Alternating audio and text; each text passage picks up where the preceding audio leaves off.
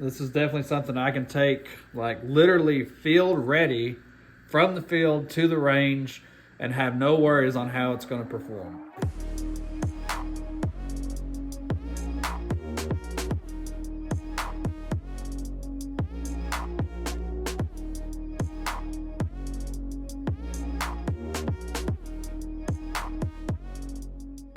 Hey guys, we are wrapping up a hunt here at Land Between the Lakes in 2025.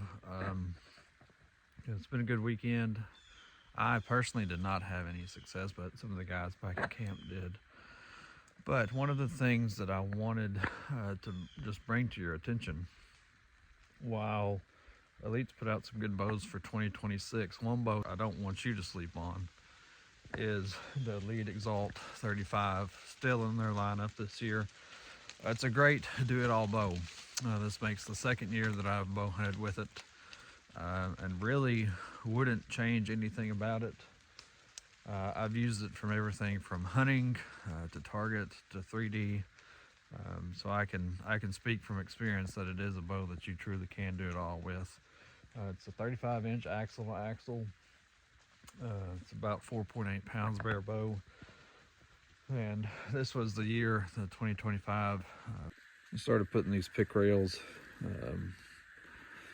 on it, so you can they got accessories out for it that can go to that. You can put some action cameras there if you're so inclined. They've also put a pick rail right there. As you can see, I'm running the Exact Rise Hunter on there for the picking. It's also got the direct mount capability too. I've got my quiver there, but it does have its own quiver holes for Elite's quivers there. As you can see right here, it's a little tip that I put out just a couple weeks ago about insulating your grip a little bit, especially if you're not doing the carbon bows that aren't warm to the touch during these cold November mornings and evenings. All right guys, now that we've went over a little bit of the tech and specs of the Exalt 35, I thought I would give you a little bit of my experience in the field. Starting with hunting season, I had a little bit of a concern about the length as I was going out into the woods, especially here in the hills and thickets of eastern Kentucky.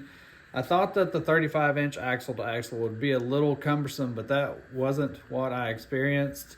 The length didn't hurt any of my maneuverability as I went through the woods. Even as I moved up into the saddle, really the only thing that I could have done differently is I could have set it up just a little bit differently and cut down on some of the weight. But even at almost 5 pounds, I didn't have any trouble, or I didn't see any drawbacks to the weight on my end. Also, I had the opportunity to take this bow to tack, and the hills here in eastern Kentucky are very different from what you'll experience on a tack range. Very open on the tack range, and even when I was toting it to each target, maneuvering through the different types of shots, terrains, hills, ditches, any of those things, like, it still wasn't a problem at all. This bow held well. I think its target bow roots really helped, especially with something like tack when you have those farther shots. Now, personally, I probably could have shot a little better, but that's nothing to do with the bow at all. Let's talk about this bow on the 3D range. This is where I primarily use this bow. This year was a little different. I moved from an unknown distance class to the known class. Started shooting known 45 just with all the different responsibilities that I had in my own personal life. It fit where I was at the time better, and I shot the best score I've ever shot with this bow. Now, whether that was because I was in the known class or whatever that may be, I shot a personal best with this bow.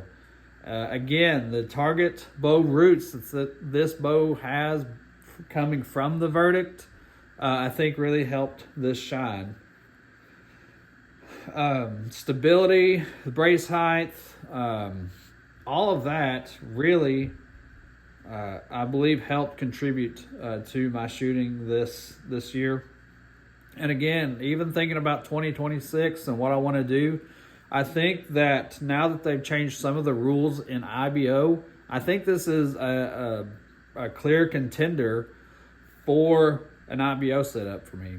Now, I'll have to make sure that I'm shooting the proper diameter arrows, but now that they've lengthened the stabilizer restrictions, I actually plan on shooting this for the IBO in the bow hunter class. I've never attended an IBO, but this is definitely something I can take, like, literally field ready from the field to the range and have no worries on how it's going to perform. A lot of your accuracy, inconsistencies or consistencies, I think comes from you. The bow is top notch. It's going to do what you need it to do if you can do it yourself. That from in the field to on the range, if you can shoot with some of the best, this bow is going to be right there and be able to hang right with you. I really like the bow. I bought this bow because I wanted a bow that could do it all. And I can say that that is true.